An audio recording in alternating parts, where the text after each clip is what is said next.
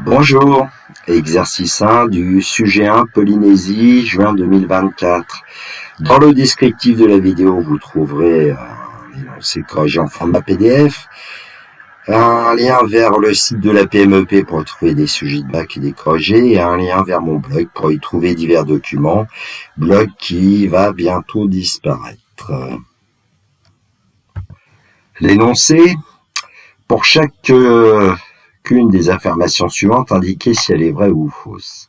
Chaque réponse doit être justifiée. Une réponse non justifiée ne rapporte aucun point. Dans cet exercice, les questions sont indépendantes les unes des autres. Les 4 affirmations se placent dans la situation suivante. Dans l'espace muni d'un repère orthonormé O, vecteur I, vecteur G, vecteur K, on considère les points A de coordonnées 2, 1, moins 1, B de coordonnées moins 1, 2, 1 et C de coordonnées 5, 0, moins 3. On note P le plan d'équation cartésienne x plus 5y moins 2z plus 3 égale 0. On note D la droite de représentation paramétrique, x égale moins t plus 3, y égale t plus 2, z égale 2t plus 1, t appartenant à grand R. Affirmation 1, le vecteur n de coordonnées 1, 0, 2 est normal au plan OAC. Affirmation 2, les droites D et AB sont séquentes au point C. Affirmation 3, la droite D est parallèle au plan P. Affirmation 4, le plan médiateur du segment BC noté grand Q a pour équation cartésienne 3x moins y moins 2z moins 7 égale 0. On rappelle que le plan médiateur d'un segment est le plan perpendiculaire à ce segment et passant par son milieu.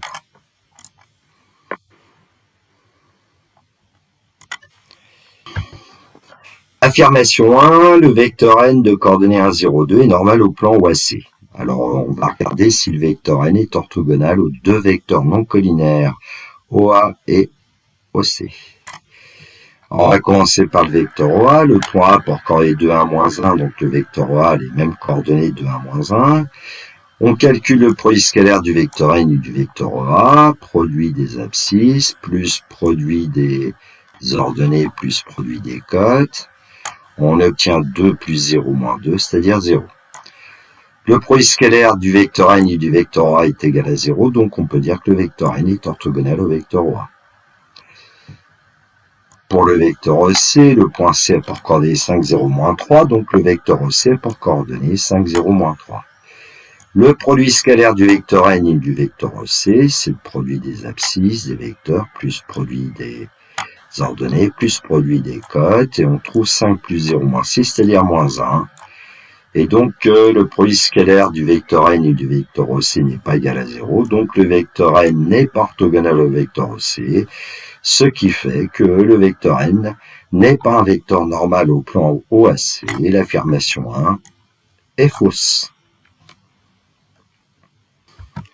Affirmation 2, les droites D et AB sont séquentes au point C. Alors dans l'espace, on sait que deux droites sont ou bien parallèles, strictement confondues, ou bien séquentes, ou bien non coplanaires. Alors on va déjà regarder si les droites D et AB sont parallèles ou pas. Alors on nous dit que la droite D a pour représentation paramétrique x égale moins t plus 3, y égale t plus 2 et z égale 2t plus 1 avec t réel. La droite D, on peut dire qu'elle a pour vecteur directeur le vecteur U de coordonnées moins 1, 1, 2. Alors comment on trouve les coordonnées du vecteur U? On regarde le coefficient de t dans x, c'est moins 1, ça nous donne l'abscisse du vecteur U. Dans y, le coefficient de t c'est 1, donc ça nous donne l'ordonnée du vecteur U1. Et le coefficient de t dans z c'est 2, donc ça nous donne la cote du vecteur U2. Passons à la droite AB. La droite AB, elle passe par le point A et a pour vecteur directeur AB. Comme A a pour coordonnées 2, 1, moins 1 et B a pour coordonnées moins 1, 2, 1, on en déduit les coordonnées du vecteur AB en utilisant la formule xb moins xa, yb moins yk, zb moins za. Moins 1 moins 2 va donner moins 3 comme abscisse. 2 moins 1 égale 1 va donner 1 comme ordonnée. Et puis 1 moins 1 va donner 2 comme cote du vecteur AB. On en profite pour donner une représentation paramétrique de la droite AB. On connaît un vecteur directeur et on connaît un point, le point A de coordonnées 2, 1, moins 1. et le vecteur AB de coordonnées moins 3, 1, 2. Ce qui fait que une représentation paramétrique de la droite AB, c'est x égale moins 3s plus 2, et y égale s plus 1, et z égale 2s moins 1, avec un s réel. Bon, la première question qu'on se pose, c'est est-ce que les droites D et AB sont parallèles ou pas? On a des vecteurs directeurs des deux droites, donc on va regarder si les vecteurs U et AB sont collinaires ou pas. Alors, j'ai procédé ainsi, il y a d'autres façons de faire. On place dans un tableau les coordonnées du vecteur U à la première ligne, moins 1, 2, les coordonnées du vecteur AB à la deuxième ligne, moins 3, 1, 2, et on regarde si ce tableau est un tableau de proportionnalité ou pas. Bon, c'est à peu près évident que c'est pas un tableau de proportionnalité, puisque pour passer de 2 à 2, on multiplie par 1, de 1 à 1, on multiplie par 1, mais pour passer de moins 1 à moins 3, on multiplie par 3. Bon, j'ai pris les 4 premiers nombres du tableau. Alors, faut surtout pas prendre les 4 derniers, parce que ça marcherait pas. Moins 1 fois 1, la diagonale, est pas égale à moins 3 fois 1. Donc, les vecteurs U et AB sont pas collinaires, donc les droites D et AB ne sont pas parallèles. Donc, les droites D et AB sont ou bien séquentes ou bien non coplanaires.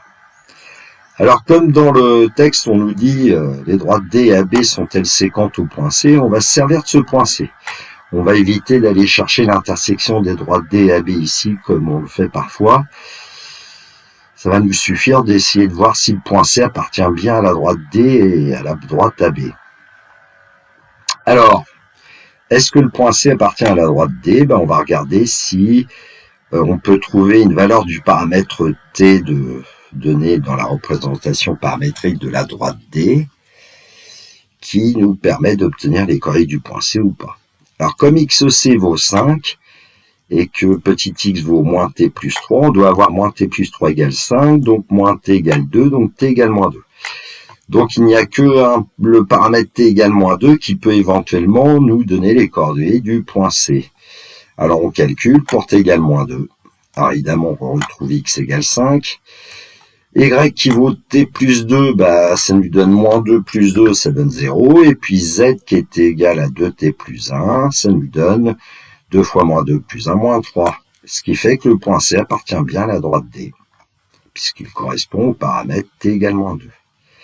On procède de la même façon avec la droite AB. Est-ce que le point C appartient à la droite AB? J'ai utilisé à nouveau le fait que XC vaut 5, donc moins 3S plus 2 doit être égal à 5, donc moins 3S égale 3, donc S égale moins 1. Et pour S égale moins 1, on trouve que X qui est égal à moins 3S plus 2, ça fait moins 3 fois moins 1 plus 2, ça donne 5 forcément. Y égale S plus 1, moins 1 plus 1, ça donne 0. Et puis Z égale 2S moins 1, 2 fois moins 1, ça donne moins 3. Et donc, on peut affirmer que le point C appartient à la droite AB. Alors, comme les droites D et AB ne sont pas parallèles, elles sont bien séquentes ou bien non coplanaires, mais comme il y a un point qui appartient aux deux droites, ce point C, elles sont bien séquentes au point C, et l'affirmation 2 est vraie. Affirmation 3, la droite D est parallèle au plan P. Alors, il suffit de regarder si un vecteur directeur de la droite D est orthogonal à un vecteur normal au plan P. Alors, on connaît un vecteur directeur de la droite D, c'est le vecteur U de coordonnées moins 1, 1, 2. Le plan P, on lui dit qu'il a pour équation cartésienne x plus 5y moins 2z plus 3 égale 0, ce qui fait que pour trouver un vecteur normal au plan P, il suffit de prendre le coefficient de x, 1, qui va nous donner l'abscisse d'un vecteur normal, 1, le coefficient de y plus 5, qui nous donne donc pour l'ordonnée du vecteur 5, et le coefficient devant z moins 2, qui nous donne la cote d'un vecteur normal au plan P, et donc on peut dire que le vecteur v de coordonnées 1, 5, moins 2 est un vecteur normal au plan P. Alors, on veut savoir si les vecteurs U et V sont orthogonaux ou pas, on calcule leur produit scalaire. Produit des abscisses, plus produit des ordonnées, plus produit des cotes.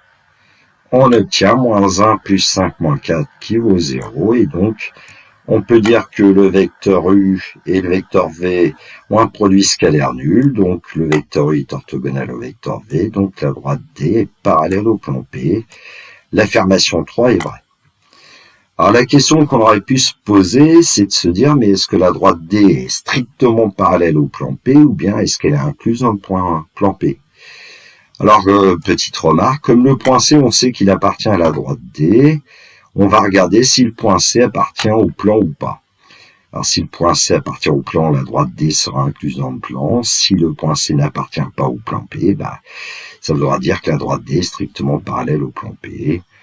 Et donc, on va calculer XC plus 5YC moins 2ZC plus 3, c'est-à-dire 5 plus 0 plus 6 plus 3, ça donne 14. Comme XC plus 5YC moins 2ZC plus 3 n'est pas égal à 0, on peut dire que le point C n'appartient pas au plan P. Et donc la droite D est strictement parallèle au plan P. Alors pourquoi j'ai fait cette remarque? C'est aussi parce que certains élèves ont peut-être passé un oral, et puis à l'oral, on pourrait très bien vous poser la question. Affirmation 4, le plan médiateur du segment BC noté Q a pour équation cartésienne 3x moins y moins 2z moins 7 égale 0. Alors il y a plusieurs façons de procéder, en tout cas il y en a au moins deux, et puis il y en a une que je vais utiliser en fait ici, c'est d'aller chercher une équation cartésienne du plan médiateur du segment BC, tout simplement. Alors le plan Q est le plan médiateur du segment BC, donc on va avoir besoin d'un vecteur normal au plan Q, c'est-à-dire le vecteur BC, est un bon candidat. Le point B a pour coordonnées moins 1, 2, 1 et C 5, 0, moins 3, donc on trouve les coordonnées du vecteur BC. 5 moins 1 va donner 6, 0 moins 2 va donner moins 2, et moins 3 moins 1 donne moins 4. Ensuite, je considère le milieu du segment BC, puisque le plan Q va passer par ce point, que j'ai appelé I. Alors, d'après le cours, on sait que xi, c'est xb plus xc divisé par 2. J'ai préféré écrire 2xi égale xb plus xc. Et 2yi égale yb plus yc. Et 2zi égale zb plus zc. On remplace par les valeurs qu'on connaît des coordonnées des points B et C. On obtient 2xi égale moins 1 plus 5. 2yi égale 2 plus 0. Et 2zi égale 1 moins 3. Allez, 2xi égale 4, ce qui nous donnera xi égale 2, 2yi égale 2, ce qui nous donnera yi égale 1, et 2zi égale moins 2, ce qui nous donnera zi égale moins 1, et donc on obtient le point I qui a pour coordonnées 2, 1, moins 1. Bon, maintenant qu'on connaît un vecteur normal du plan Q et un point qui appartient au plan Q, on va pouvoir trouver une équation cartésienne du plan Q. Le plan Q a pour vecteur normal BC, de coordonnées 6, moins 2, moins 4. On aurait pu simplifier en divisant par 2 pour obtenir 3, moins 1, moins 2. Je ne l'ai pas fait, mais on peut le faire. Et il passe par le point I, de coordonnées 2, 1, moins 1. Alors, une équation donc cartésienne du plan Q, d'après le coup, on sait que c'est 6x moins 2y moins 4z égale 6xi moins 2y moins 4zi. Alors, d'où viennent ces coefficients 6 moins devant x, moins 2 devant y, moins 4 devant z? Ce sont les coordonnées du vecteur normal. Alors, on fait un calcul, 6x moins 2y moins 4z égale... Alors, 6 fois 2, moins 2 fois 1, moins 4 fois moins 1. On a remplacé x, y, z par leur valeur.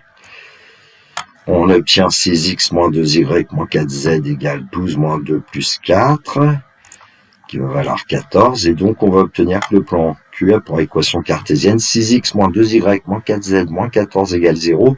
Et en divisant par 2, on obtient que le plan Q a pour équation cartésienne 3x moins y moins 2z moins 7 égale 0, ce qui fait que l'affirmation 4 est vraie. Voilà, la correction de cet exercice 1 est terminée pour moi. Je vous souhaite une belle journée. Prenez bien soin de vous, que la force soit avec les élèves des terminales et notamment pour ceux qui seront malheureusement amenés à passer un oral. Il me reste à vous dire au revoir.